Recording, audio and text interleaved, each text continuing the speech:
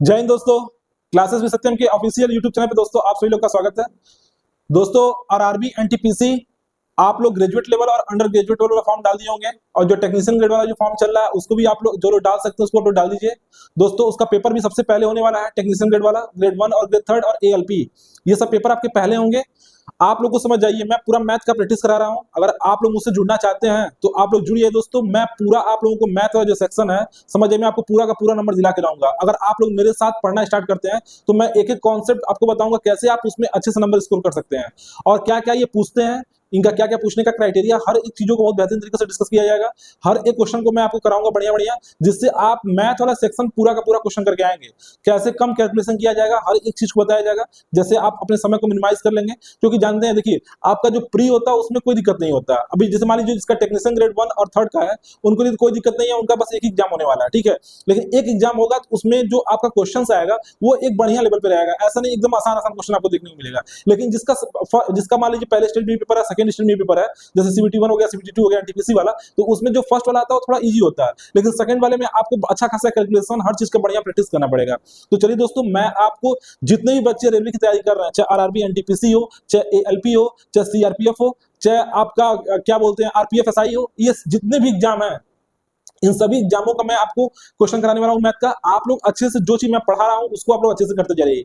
आप लोग को अच्छे से ये पता होना चाहिए कि रेलवे में सबसे अधिक जो वेटेज होता है वो किसका होता है, वेटेज किसका होता है। इसमें क्या करते हैं सब, एडवांस मैथ का भी क्वेश्चन पूछते हैं, क्वाड्रेटिक का भी क्वेश्चन आता है और फिर आपका स्टैटिस्टिक्स का भी क्वेश्चन आता है, प्रोबेबिलिटी का भी क्वेश्चन आता है। तो इसलिए बस ऐसा नहीं है कि आपको अर्थमेटिक पढ़ के जाएंगे तो आप पेपर निकाल देंगे, मतलब मैथ में लगभग सारा चीज डाल दी है और हर जगह से क्वेश्चन पूछते हैं, चाहे मीन मीडियन मोड हो, चाहे आपका इसमें ट्रिग्नोमेट्री में देख लीजिए, चाहे ज्योमेट्री में देख लीजिए, अच्छा आपका अर्थमेटिक वाला क्वेश्चन देख लीजिए, हर जगह से क्वेश्चन देखने को मिलता है। अब बढ़िया बढ़िया क्वेश्चन पूछा जाता है। तो चलिए दोस्तों, इसी क्रम में मैं आपको क्वेश्चन कराने वाला हूं कुछ। मैं आपको ज्यादा नहीं, 10 से 10 क्वेश्चन, 5 क्वेश्चन, 6 क्वेश्चन, बस इतना ही क्वेश्चन कराऊंगा, लेकिन वो पूरा एक कॉन्सेप्ट पे होगा। वो क्वेश्चन में आप फंस भी सकते हैं अगर आप नहीं पढ़े होंगे। तो इससे क्या होगा ना, मैं ऐसे से क्वेश्चन को लेकर कराऊंगा जो वाकई में आपको दिक्कत करेगा पेपर में।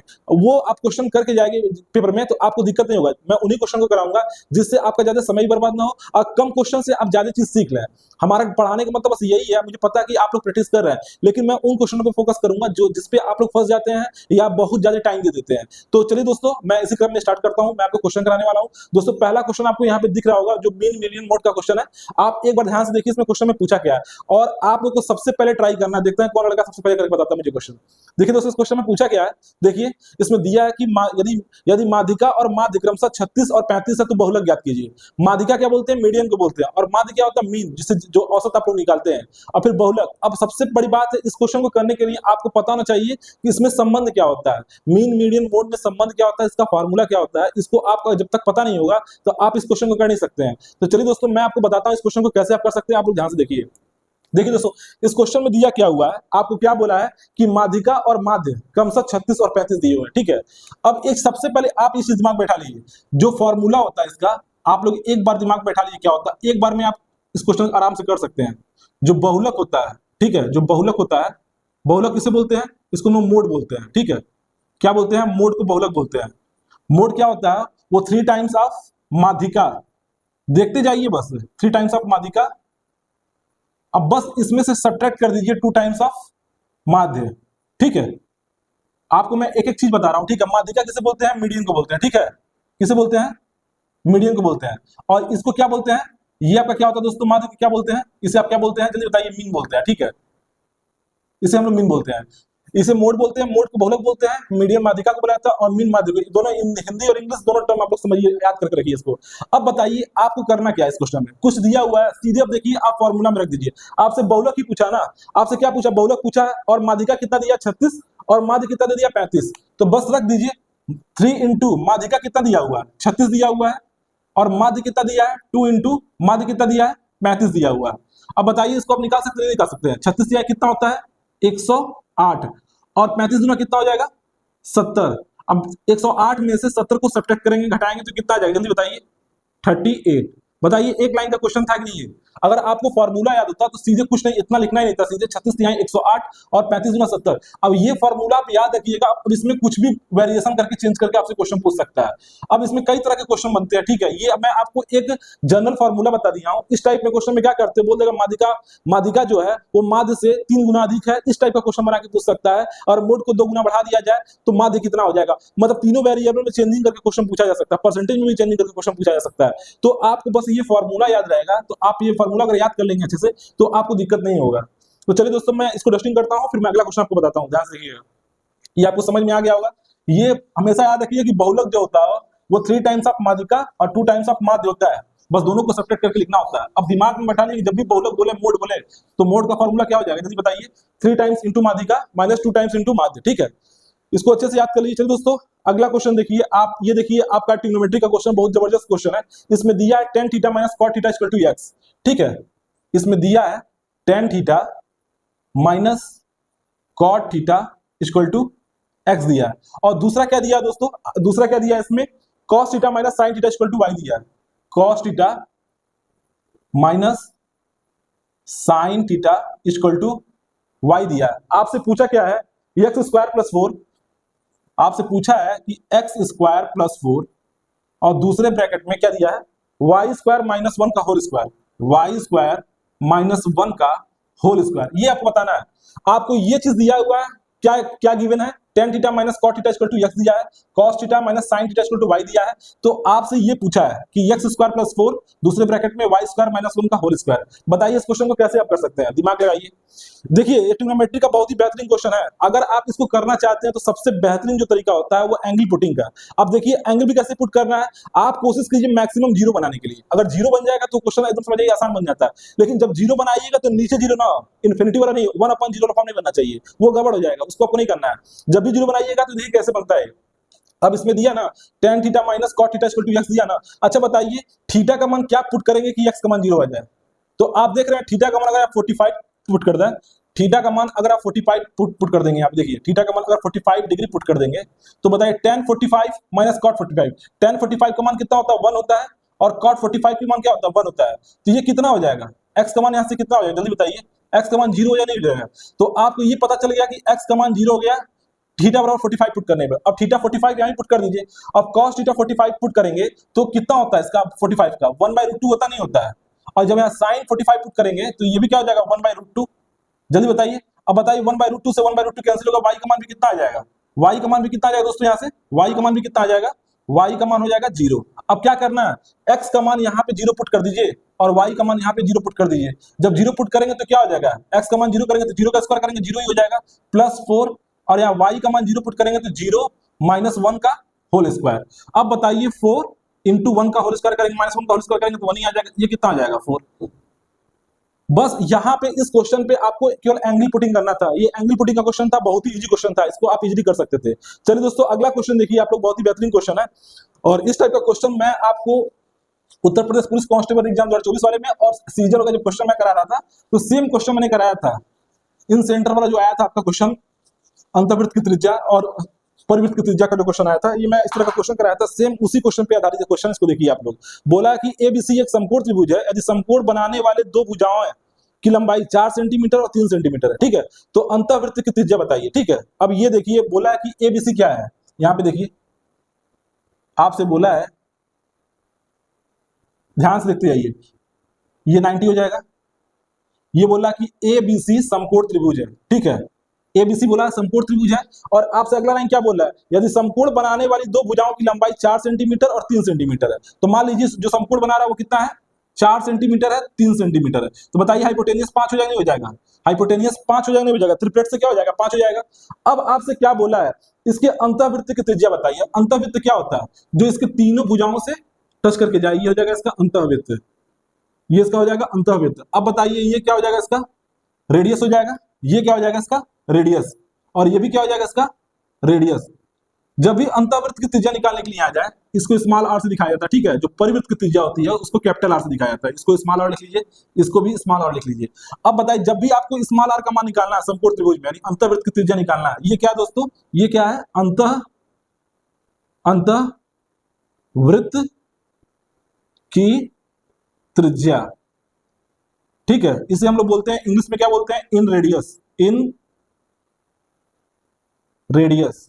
ठीक है, इन रेडियस बोलते हैं इसको। जब भी आपको निकालना है तो आपको क्या याद रखना है, सीधे आप क्या रखना है, परपेंडिकुलर में बेस जोड़ दीजिएगा और हाइपोटेनियस को घटा के और आधा कर दीजिएगा। परपेंडिकुलर में क्या करना, बेस जोड़ देना है, हाइपोटेनियस को घटा देना और आधा कर देना। अब बताइए, आपसे इन रेडियस ही पूछा था, अंतर्वृत्त की त्रिज्या पूछा है, तो आर का मान क्या हो जाएगा, जल्दी बताइए। आर का मान बताइए, 4 3 4 रख दीजिए, प्लस 3 रख दीजिए और -5/2। एक सेकंड दोस्तों, ये हो जाएगा आपका 2। बताइए, 4 में 3 जोड़ देंगे 7 और 7 में से 5 घटा देंगे 2। 2/2 कितना हो जाएगा, डायरेक्ट टिकी कितना हो जाएगा, 1 हो जाएगा, नहीं हो जाएगा। अच्छा, अंतर्वृत्त की त्रिज्या 1 हो जाएगा। आपसे बोलते हैं परिवृत्त की त्रिज्या, कैपिटल आर। ये क्या होता है दोस्तों, परिवृत्त की त्रिज्या। क्या होता है, परिवृत्त की त्रिज्या। इसका क्या होता है फॉर्मूला, सीधे आपको कुछ करना नहीं है, ये आपका हाइपोटेनियस का आधा होता है, हाइपोटेनस का आधा होता है। तो हाइपोटेनस कितना है, 5 है ना, तो सीधे आप क्या लिख सकते हैं, 5/2। और इसका कितना हो जाएगा, 2.5। हालांकि क्वेश्चन में ये नहीं पूछा, आपसे इन रेडियस पूछा है, आपसे ये पूछा गया, आपका ये 1 हो जाएगा। ठीक है, आपका देखिए आंसर आ रहा है, नहीं आ रहा, नहीं आ रहा, पहला आंसर है आपका 1। चलिए दोस्तों, मैं अगला बताता हूं। ये दोनों कॉन्सेप्ट आपको याद रखना है, और एक चीज और दिमाग में बना याद कर लीजिए, आपको मैं बता देता हूं यहीं पे, इसको मैं डस्टिंग कर लेता हूं। ये दोनों फॉर्मूला आपको याद रखना है। एक फॉर्मूला और आप याद कर लीजिए, ये आपका संपूर्ण त्रिभुज के लिए हो गया। अगर मान लीजिए अगर आ जाए, एक चीज और दिमाग में याद कर लीजिए आप लोग, बहुत इंपॉर्टेंट है। मान लीजिए अगर आपका आ जाए इक्विलेटरल ट्रायंगल के लिए, अगर इक्विलेटरल ट्रायंगल के लिए आ जाए, यानी समबाहु त्रिभुज के लिए, समबाहु त्रिभुज के लिए, ठीक है, समबाहु त्रिभुज के लिए आपसे पूछ दे कि हमको इन रेडियस बताइए और सरकम रेडियस बताइए। इन रेडियस मतलब अंतर्वृत्त की त्रिज्या, और कैपिटल आर क्या बताए थे, परिवृत्त की त्रिज्या। तो इसका जो समबाहु त्रिभुज क्या होता है, जिसकी तीनों भुजाएं आपस में क्या होती हैं, तीनों भुजाएं क्या होती हैं, आपस में बराबर होते हैं। ये ए है तो ये भी ए होगा और ये भी ए होगा। ठीक है, ये जानते नहीं है, ये जानते नहीं है, ये मान लीजिए इसका साइड ए बी और सी, इसके वर्टेक्स क्या है, ए बी सी है। तो स्मॉल आर का मान क्या होता है, स्मॉल आर का मान होता है a/2√3। इसको आप याद रखना है, यानी अंतर्वृत्त की त्रिज्या क्या हो जाएगी, a/2√3। ठीक है, और ये कितना हो जाएगा, कैपिटल आर क्या होता है, कैपिटल आर क्या होता है, a/√3, a/√3। ठीक है, और स्मॉल आर और कैपिटल आर में संबंध क्या होता है, जल्दी बताइए। स्मॉल आर और कैपिटल आर में संबंध अपॉन 2 का, यानी जो कैपिटल आर होता है वो क्या होता है, 2 इंटू आर स्मॉल आर। ये भी याद रखिएगा, ठीक है, ये भी आपको याद रखना है। यानी आर का क्या मान होता है, 2 इंटू आर, मतलब इसका त्रिज्या का क्या हो जाएगा, दूना हो जाएगा। दोनों चीज दिमाग में रखिएगा, इस पे डायरेक्ट आपको क्वेश्चन देखने को पेपर मिलेगा, इस पे डायरेक्ट आपको क्वेश्चन देखने को मिलता है। तो मैं इसने आपको एक्स्ट्रा बता दिया हूं कि इसको भी आपको याद रखना है। ठीक है, चलिए दोस्तों, आगे वाला क्वेश्चन मैं बताता हूं कौन सा क्वेश्चन पूछा है। बहुत ही बेहतरीन क्वेश्चन आया आपके पेपर में। ये सब आपका समझ आइए, रेलवे के द्वारा पूछा गया क्वेश्चन है। ये आपका एनटीपीसी में, एलपी में जो सबसे बेहतरीन क्वेश्चन आपको देखने को मिल रहा है, मैं उन सभी क्वेश्चन को शामिल कर रहा हूँ। ठीक है, अब वही सब क्वेश्चन मैं करा रहा हूँ जिससे आपको पेपर में आए तो आपको दिक्कत ना हो। आपका सारा कॉन्सेप्ट मैं क्लियर कर दूंगा यहीं पे। ठीक है, आप लोग बस क्वेश्चन को देखते जाइए। देखिए दोस्तों, ये क्वेश्चन क्या बोला है, यदि पहली संख्या का 25% दूसरी संख्या का 50% का 3 गुना है, तो पहली संख्या और दूसरी संख्या का अनुपात क्या हो जाएगा। आपको क्वेश्चन यहाँ पे दिख रहा होगा, क्वेश्चन को ध्यान से देखिए। इसमें क्या दिया है, यदि पहली संख्या का 25% दूसरी संख्या के 50% का 3 गुना है। मान लीजिए पहली संख्या आपका x है, ठीक है, पहली संख्या x है, इसका 25% बोला है। अब 25% बोला है तो सीधे 1/4 लिखिए। ठीक है, इसका 25% दूसरी संख्या के क्या बोल रहा है, 50% का, दूसरी संख्या का 50% करेंगे क्या हो जाएगा, 1/2 हो जाएगा।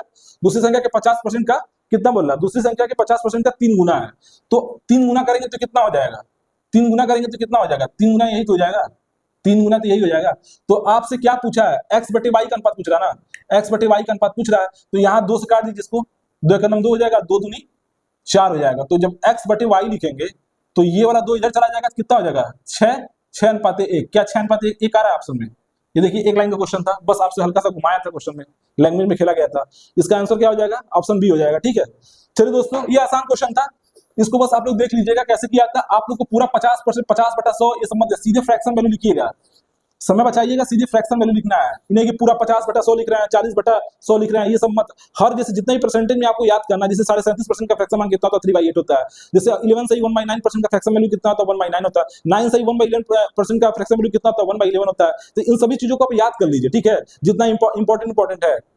चलिए दोस्तों अगला क्वेश्चन देखिए, अगला क्वेश्चन दिखाते हैं। ये देखिए बहुत ही बेहतरीन क्वेश्चन आपका अलजेब्रा का है।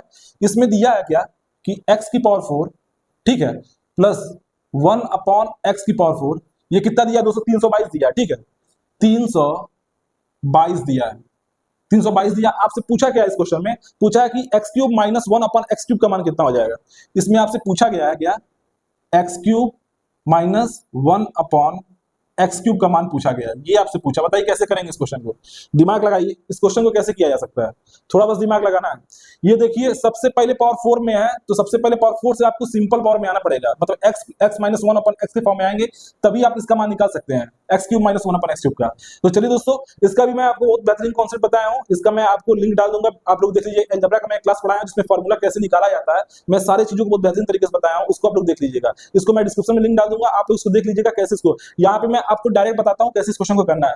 देखिए दोस्तों, इसमें दिया है कि x की पावर 4 प्लस 1/x की पावर 4 इक्वल टू कितना दिया है, 322 दिया। आप क्या कीजिए, बोथ साइड 2 जोड़ दीजिए, दोनों साइड 2 जोड़ दीजिए, इधर भी 2 जोड़ दीजिए और इधर भी 2 जोड़ दीजिए। तो इधर कितना हो जाएगा, 324 हो जाएगा, और ये क्या हो जाएगा, x² प्लस 1/x² का क्या हो जाएगा दोस्तों, ये होल स्क्वायर हो जाएगा। और ये जब 322 में 2 जोड़ देंगे 324 हो जाएगा। ये किसका स्क्वायर होता है, ये 18 का होल स्क्वायर होता है।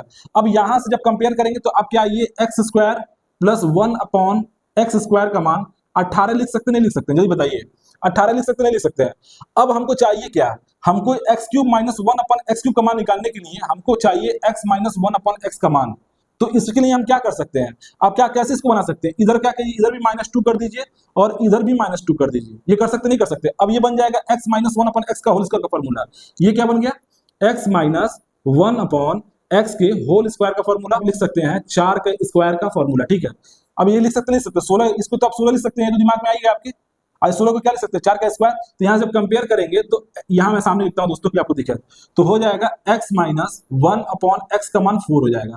अब आपसे पूछा क्या है, x³ माइनस 1/x³ का मान क्या होता है, तो ये क्या होता है, इसका डायरेक्ट एक फॉर्मूला मैंने आपको बताया था, क्या होता है, जब इस तरह का दिया हो तो क्या होता है, a³ प्लस 3a, जहां a का मान क्या है, a का मान क्या है, 4 है, a का मान क्या है, 4 है, तो बस रख दीजिए यहाँ पे। जब रखेंगे तो कितना हो जाएगा, x³ माइनस 1/x³ का मान कितना हो जाएगा, 4 का क्यूब करेंगे 64, और फिर इसमें क्या करेंगे, 4 तिहाई 12, इसको लिखिए कितना हो जाएगा, इसको जोड़िए, 4 2 6 और 6 1 7 76, 76 आ रहा है नहीं आ रहा है, इसमें कुछ भी किया नहीं गया, एकदम इजी क्वेश्चन है। मैं अलजेब्रा का जो कॉन्सेप्ट बताया वीडियो एक बार आप लोग देख लीजिएगा, आप लोगों को अच्छे से क्लियर होगा कैसे फॉर्मूला निकाला जाता है, ये सीधे फॉर्मूला कैसे आपको याद करना है, ये फॉर्मूला आपको सीधे याद रखना है, तभी आप इसको डायरेक्ट जल्दी कर सकते हैं, नहीं तो ज्यादा समय लगेगा। तो ये कितना हो जाएगा, x³ माइनस 1/x³ का मान कितना, 76 हो जाएगा। कौन सा ऑप्शन आ रहा है, देखिए इसका पहला ऑप्शन आ रहा है, ठीक है, इसका पहला ऑप्शन आ रहा है दोस्तों। चलिए दोस्तों अगला क्वेश्चन क्या है, आप लोग देखिए ध्यान से, मैं बताता हूं आपको। ये अलजेब्रा का एक चीज मैं आपको बता देता हूं, हो सकता है आपको दिमाग में ना आ रहा हो, तो फिर भी मैं एक बार आपको थोड़ा सा आइडिया दे देता हूं कि आपको समझ में आए।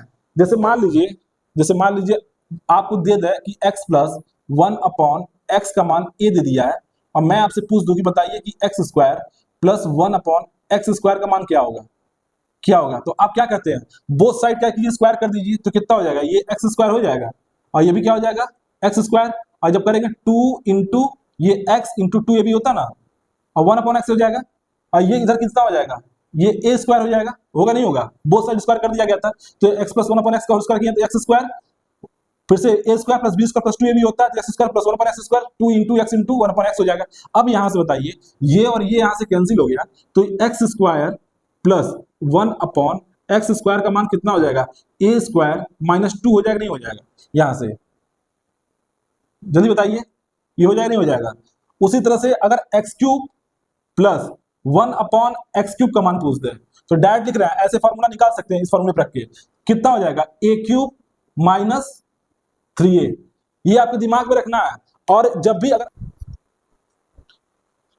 ओके दोस्तों, ये देखिए फिर से आपका ट्रिग्नोमेट्री का क्वेश्चन आया, बहुत ही जबरदस्त क्वेश्चन है। जो भी मैं आपको क्वेश्चन करा रहा हूं समझ जाइए, वो क्वेश्चन कराने के पीछे वही रीजन है कि एक क्वेश्चन से आप बहुत कुछ सीखेंगे।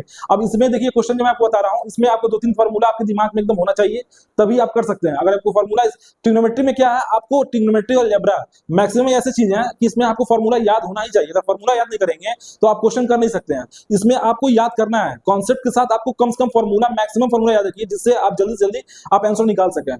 तो चलिए दोस्तों देखिए इसमें क्या दिया कि कोसेक की पावर 4 थीटा, आपको क्वेश्चन यहाँ पे दिख रहा होगा, क्वेश्चन देख लीजिए। इसमें दिया है कोसेक की power 4 theta equal to 49 plus cot की पावर 4 थीटा। आपसे पूछा साइन थीटा का मान क्या होगा। अब देखिए पावर 4 से आपको सिंगल पावर में आना है, तो सबसे पहले इसको क्या कीजिए, कॉट को इधर कर लीजिए। अगर कॉट को आप इधर करेंगे तो इसको आप क्या लिख सकते हैं, कोसेक की पावर 4 थीटा माइनस क्या लिख सकते हैं, कॉट की पावर क्या लिख सकते हैं दोस्तों, 4 थीटा इक्वल टू 49 लिख सकते हैं। अच्छा दोस्तों, इसको आप क्या लिख सकते हैं, इसको आप क्या लिख सकते हैं, थोड़ा दिमाग लगाइए। इसको आप क्या लिख सकते हैं, इसको आप लिख सकते हैं cosec theta plus cot square theta, और इसको क्या लिख सकते हैं, cosec theta minus cot square theta. ये समझ में आ रहा है नहीं आ रहा है? जैसे आप पढ़े होंगे a plus B into A minus B क्या होता है, A square minus B square होता है, नहीं होता है। तो इसी फॉर्मूले पे हमने खोल दिया है। इसको जब फिर इस फॉर्म में लिखेंगे तो आपका क्या आ जाएगा, कोसेक की power 4 plus cot minus cot की पावर 4। अच्छा बताइए, कोसेक स्क्वायर थीटा बराबर होता है 1 प्लस कॉट स्क्वायर थीटा। जब कोसेक स्क्वायर थीटा का मान यहाँ पे रखेंगे 1 प्लस कॉट स्क्वायर थीटा, और यहाँ आपका क्या है माइनस कॉट स्क्वायर थीटा, तो इससे और ये कैंसिल हो जाएगा, तो यहाँ पे तो 1 हो जाएगा, कोई दिक्कत नहीं है। अब डायरेक्ट आपको क्या पता चल गया कि cosec square theta plus cot square theta का मान कितना हो गया, 49। यहाँ से क्या हो गया, cosec square theta plus cot square theta का मान क्या हो गया, 49। अच्छा अब ये बताइए, यहाँ से कोसेक स्क्वायर थीटा को आप लिख सकते हैं 1 प्लस कॉट स्क्वायर थीटा, ये तो दिमाग में आ रहा है ना। अब यहाँ से एक स्टेप थोड़ा बढ़िया से करिए जल्दी। कोसेक स्क्वायर थीटा को लिख सकते हैं, मैंने आपको फॉर्मूला बता दिया है, आप फिर देख लीजिए। कोसेक स्क्वायर थीटा बराबर होता है 1 प्लस कॉट स्क्वायर थीटा, ठीक है। और उसी तरीके से एक चीज और याद कर लीजिए, सेक स्क्वायर थीटा जो होता है, सेक स्क्वायर थीटा होता है वो 1 प्लस टेन स्क्वायर थीटा होता है।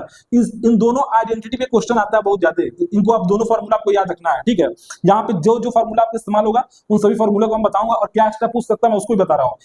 अगर इस वाले फॉर्म में क्वेश्चन पूछा तो अगले बार इस वाले फॉर्म में भी क्वेश्चन पूछ सकता है, ठीक है। तो देख लीजिए, ये फार्मूला का कोसेक स्क्वायर थीटा बराबर होता है 1 प्लस कॉट स्क्वायर थीटा। यहाँ जब 1 प्लस कॉट स्क्वायर थीटा रखेंगे तो 2 कॉट स्क्वायर थीटा हो जाएगा, और 1 एक्स्ट्रा है, 1 को उधर ले जाएंगे तो क्या हो जाएगा, डायरेक्ट में लिख रहा हूँ 2 कॉट स्क्वायर थीटा बराबर कितना हो जाएगा, 48, ठीक है। हमने कुछ किया नहीं है, यहाँ पर रख दिया कोसेक स्क्वायर थीटा की जगह 1 प्लस, हमने क्या लिख दिया 1 प्लस कॉट स्क्वायर थीटा। जब 1 प्लस कॉट स्क्वायर थीटा तो 1 को हमने उधर भेज दिया, तो 49 में से एक घट जाएगा, 48 बच जाएगा, और एक कॉट स्क्वायर थीटा और एक कॉट स्क्वायर थीटा क्या हो जाएगा, ये आपका 2 कॉट स्क्वायर थीटा हो जाएगा। अब इसको काट दीजिए, यहाँ से 2 से जब काटेंगे तो कितना हो जाएगा, 16 हो जाएगा। जल्दी बताइए, 2 से काटेंगे, सॉरी दोस्तों, जब इसको 2 से काटेंगे तो कितना, 2 दूनी 4, 2 चौको 8, 24 हो जाएगा। अच्छा अब बताइए, अगर कॉट स्क्वायर थीटा का मान 24 है, अगर कॉट स्क्वायर थीटा का मान 24 है तो कॉट थीटा का मान क्या होगा, जल्दी बताइए। कॉट स्क्वायर थीटा से कॉट थीटा पे आएंगे तो इसको आप क्या लिख सकते हैं, 24 को 6 चौक को 24 लिखेंगे, 4 बाहर 2 बाहर हो जाएगा, और अंडर रूट क्या हो जाएगा, 6 हो जाएगा, नहीं हो जाएगा, 6 हो जाएगा, नहीं हो जाएगा। अब बताइए, राइट एंगल ट्रायंगल ले लीजिए, राइट एंगल ट्रायंगल ले लीजिए, ठीक है। थोड़ा मैं ऊपर बताता हूँ दोस्तों कि आपको दिक्कत ना हो, यहाँ पे मैं बताता हूँ आपको दिखे अच्छे से, आप देखते जाइए। आपने कॉट थीटा का मान निकाल दिया है 2√6, ठीक है, कॉट थीटा का मान निकाल दिया है 2√6। अब हमको निकालना क्या है, साइन थीटा का मान निकालना। तो कैसे निकाल सकते हैं, इस चीज को मैं बता रहा हूँ। ये मैं एंगल मान लीजिए थीटा है, तो कॉट थीटा क्या होता है, आप पढ़े हैं कॉट थीटा, आप क्या पढ़े हैं, कॉट थीटा होता क्या है, जल्दी बताइए। कॉट थीटा क्या होता है, बेस अपॉन परपेंडिकुलर होता, नहीं होता, बेस अपॉन परपेंडिकुलर। तो इसका बेस क्या हो जाएगा, बेस ये हो जाएगा 2√6 हो जाएगा, या बटे 1 कर सकते हैं, कर सकते हैं। तो ये बेस 2√6 हो जाएगा और परपेंडिकुलर 1 हो जाएगा, यानी 2√6 और ये कितना हो जाएगा 1। अब बताइए, इसका हाइपोटेनियस निकाल सकते नहीं निकाल सकते, जल्दी बताइए। इसका हाइपोटेनियस कितना हो जाएगा, जब करेंगे इसका हाइपोटेनियस निकालने के लिए तो 2 कवर हो जाएगा 4, और 4 से 24, और 1 इसका करेंगे कितना हो जाएगा, ये √25 हो जाएगा। डायरेक्ट लिखना चाहते हैं, और नहीं समझ में आ रहा तभी मैं यहाँ पे लिख दे रहा हूँ। इसका आपको स्क्वायर करेंगे तो कितना आ जाएगा, हाइपोटेनियस अब कितना हो जाएगा, यहाँ पे √ कितना हो जाएगा 25। अब 25 का क्या होता है दोस्तों, 5 होता है। अब बताइए, ये आपने हाइपोटेनियस इसका निकाल दीजिए, इसका हाइपोटेनियस निकाल दिया। आपसे साइन थीटा पूछा है, आपसे क्वेश्चन में साइन थीटा पूछा है, तो साइन थीटा क्या होता है, साइन थीटा आपका क्या होता है 1 अपॉन हाइपोटेनियस होता नहीं, परपेंडिकुलर अपान क्या होता है, परपेंडिकुलर अपान हाइपोटेन्यूज होता है, तो कितना हो जाएगा 1/5। देख रहे हैं, जब तक आपको फॉर्मूला याद नहीं रहेगा, देखिए इसका 1/5 आ रहा है, नहीं आ रहा, 1/5 इसका आंसर हो जाएगा। इसमें कुछ भी किया नहीं गया, केवल फॉर्मूले का इस्तेमाल है, इतना करना नहीं था बस, लेकिन आपको समझाने के लिए मुझे बताना पड़ा इतना। ओके दोस्तों, अगला क्वेश्चन बहुत ही बेहतरीन क्वेश्चन पूछा है आपका, यहाँ पे अब दिख रहा होगा, क्वेश्चन को ध्यान से पढ़िए। इसमें दिया है कि समलंब चतुर्भुजाकार वस्तु की ऊंचाई 5 मीटर है, ठीक है। कोई ट्रेपेजियम है जिसका हाइट दे दिया 5 मीटर और उसकी समांतर भुजाएं 4 और 6 सेंटीमीटर है। यदि पेंट का मूल्य 50 रुपया प्रति वर्ग मीटर है, यानी 1 वर्ग मीटर कितना ले रहा है, 50 रुपया प्रति वर्ग मीटर, 50 पे ले रहा है, तो उसे पेंट कराने की लागत क्या लगेगी। अच्छा, इसकी समांतर भुजाएं कितनी दे दी गई है, 4 और 6 सेंटीमीटर। अब बताइए, एक समलंब चतुर्भुज है, ध्यान से देखिएगा आप लोग, ये आपका क्या है, एक समलंब चतुर्भुज। समलंब चतुर्भुज क्या होता है, आमने और सामने वाली भुजाएं समांतर होती हैं, आमने और सामने वाली भुजाएं क्या होती है, समांतर होती है। ये क्या है, ए मान लीजिए, इसको बी मान लीजिए, इसको सी मान लीजिए, इसको डी मान लीजिए, ठीक है। अब क्या बोला है, जो समांतर भुजाएं हैं वो क्या क्या दे दिया है, कितना कितना दिया है आपको, 4 और 6 मीटर दिया है। ये 4 मीटर मान लीजिए, ये छोटा है, और इसको बड़े वाले को 6 मीटर मान लीजिए। और यहां से यहां तक का हाइट क्या दे दिया है, यहां से यहां तक का हाइट क्या दे दिया है, ये कितना दिया दोस्तों, इस पे हाइट कितना दे दिया है, हाइट दिया आपका, ऊंचाई कितनी दे दी है, 5 मीटर, 5 मीटर, ठीक है। तो सबसे पहले बोला है कि ये पूरा जो एरिया है इसको पेंट कराने में कितना रुपया लगेगा, टोटल कितना कॉस्ट आएगा, यही आपसे पूछा ना। उस वस्तु को पेंट कराने की लागत बताइए। तो कैसे आप निकाल सकते हैं, सबसे पहले तो आपको एरिया पता होना चाहिए। जब तक आपको एरिया नहीं पता, आप इस क्वेश्चन को कर सकते हैं, सबसे पहले आपको एरिया निकालना पड़ेगा। अच्छा, आपका ये दिमाग में होना चाहिए, जो समलंब चतुर्भुज का एरिया का फॉर्मूला होता है वो क्या होता है, सबसे पहले ये दिमाग में रखिए। ये क्या होता है दोस्तों, 1/2 होता है, ठीक है, 1/2 होता है, और दोनों पैरेलल साइड का योग किया जाता है। दोनों जो पैरेलल साइड है, AB और DC, AB प्लस DC, दोनों पैरेलल साइड का योग किया जाता है, जोड़ा जाता है, और हाइट से क्या किया था, मल्टीप्लिकेशन किया था, गुणा कर दिया था। हाइट क्या है इसका, h, ये कितना है, h। तो ये कितना लिख सकते हैं दोस्तों, बताइए, 1/2 हो गया, 1/2 हो गया। AB का मान कितना है, 6 सेंटीमीटर है, 6 मीटर है ना कि सेंटीमीटर, और DC का मान कितना है, 4 मीटर है, और हाइट कितना दोस्तों, 5 मीटर। अच्छा, एक चीज बताइए, कितना हो जाएगा, 6 4 10, और 10 को 2 से भाग देंगे 5, और 5 से 5 का मल्टीप्लिकेशन करेंगे तो 25 मीटर स्क्वायर, 25 मीटर स्क्वायर। और 1 मीटर स्क्वायर का खर्चा कितना आ रहा है, 1 मीटर स्क्वायर का खर्चा कितना आ रहा है, 1 मीटर स्क्वायर का खर्चा कितना आ रहा है, 50 रुपया आ रहा है, नहीं आ रहा। तो बताइए 25 मीटर स्क्वायर का खर्चा कितना आएगा, जल्दी बताइए, 25 मीटर का कितना आ जाएगा, 25 इंटू 50 हो जाएगा, इतना ही तो होगा। तो कितना होगा, 25 पंजे कितना होता है, 125, यानी इसको क्या लिख सकते हैं, 1250 रुपया लगेगा, 1250 रुपया। क्या ऑप्शन में आ रहा है 1250, देखिए ऑप्शन में आ रहा है आपका। ओके दोस्तों, देखिए ये जितने भी मैं क्वेश्चन कराया हूँ, ये आपका प्रीवियस ईयर एनटीपीसी का क्वेश्चन था। मैं ऐसे ही जितने भी बेहतरीन क्वेश्चन पेपर में आए आपके, वो सारे क्वेश्चन को कलेक्ट कर रहा हूँ, उन सभी क्वेश्चन को मैं कराने वाला हूँ एनटीपीसी में। दोस्तों आप लोग मुझसे जुड़िए, आप सभी लोग को बहुत ज्यादा फायदा होगा। ये जो क्वेश्चन कराऊंगा, जितना भी मैं क्वेश्चन कराऊंगा, उसका पूरा कॉन्सेप्ट बताऊंगा, क्या क्या चीजें हैं, और मैं आपको बीच बीच में जो मैथ के जो सबसे बढ़िया बढ़िया चैप्टर है उसका मैं रिवीजन आपको कराऊंगा, कि उससे जो बढ़िया क्वेश्चन पूछ सकता है पेपर में, उन सभी क्वेश्चन को मैं बताऊंगा, कि आप लोग का पेपर बहुत बेहतरीन तरीके से हो सके। इसमें देखिए, आप अगर मैथ और रीजनिंग में पूरा सही नहीं करेंगे तो सिलेक्शन समझ जाइए पॉसिबल नहीं है। आप खुद बेहतर तरीके से जानते हैं, क्योंकि इस बार जानिए कंपटीशन बहुत ज्यादा है, और अभी 2025 का वैकेंसी देखिए, ये रेलवे बता दिया है कि अब ये सीट बढ़ाने वाला नहीं है 2024 वाला। तो समझिए जो सीट जितना आया उतनी सीट है, इसलिए पर सीट कंपटीशन ज्यादा है। इसलिए आपको मैथ और रीजनिंग ये ऐसा सब्जेक्ट है, इसमें आपको पूरा क्वेश्चन करना ही पड़ेगा। जब तक आप पूरा क्वेश्चन नहीं करेंगे तो आपको दिक्कत हो जाएगा। तो चलिए दोस्तों, अगर आप लोग को मेरी क्लास पसंद आ रही दोस्तों, तो जरूर मेरे चैनल को सब्सक्राइब कीजिए, लाइक कीजिए। मैं ऐसे ही आपको बेहतरीन बेहतरीन चीजें आके बताता रहूंगा। और जो मैं रीजनिंग वाला भी सेक्शन में आपको बता रहा हूँ, रीजनिंग में भी जो बेहतरीन क्वेश्चन जो फंसते हैं, जिसमें लड़के अटक जाते हैं, मैं उन सभी क्वेश्चन को भी कराने वाला हूँ। मैं उसको अकेले एक दिन में ऐसा मतलब 2 दिन 3 दिन बीच में गैप में मैं उसको लेके आऊंगा, उसको भी आप लोग कर लीजिएगा। वो जो क्वेश्चन जो लड़के गलत करते हैं, मैं वो जानता हूं, मैं उन सभी चीजों को करा दूंगा, जिससे आपका वो क्वेश्चन गलत नहीं होगा, और सारा का सारा आप पेपर अच्छे से अटेंड करके आएंगे और अच्छे से आपका सिलेक्शन हो जाएगा। तो चलिए दोस्तों, आप लोग देख लीजिए मेरी क्लास को। अगर आप लोगों को मेरी क्लास अच्छा वाकई में अच्छा लग रहा है तो मेरे चैनल को जरूर सब्सक्राइब कीजिएगा, लाइक कीजिएगा, दोस्तों कमेंट कीजिएगा। और मैं डिस्क्रिप्शन में जो मैं अलजेब्रा का पढ़ाया हूं उसको मैं डाल दूंगा, एक बार आप लोग उसको देख लीजिएगा, कैसे फॉर्मूला बनाया जाता है, कैसे फॉर्मूला निकाला जाता है। क्योंकि बिना फॉर्मूला के आप आंसर नहीं निकाल सकते हैं। आपको फॉर्मूला, ट्रिग्नोमेट्री, ज्योमेट्री, मैक्सिमम चीजों को फॉर्मूला, अर्थमेटिक तो समझिए आपके कॉन्सेप्ट बेसिस पे है, उस पर आपका कॉन्सेप्ट, रेशियो मेथड, ये सब चीज पता है, तब अच्छे से कर सकते हैं। लेकिन इधर जो है आपका मैक्सिमम फॉर्मूला याद होना चाहिए। अगर फॉर्मूला याद, आप जल्दी क्वेश्चन को अब निकाल सकते हैं आंसर। तो चलिए दोस्तों, धन्यवाद।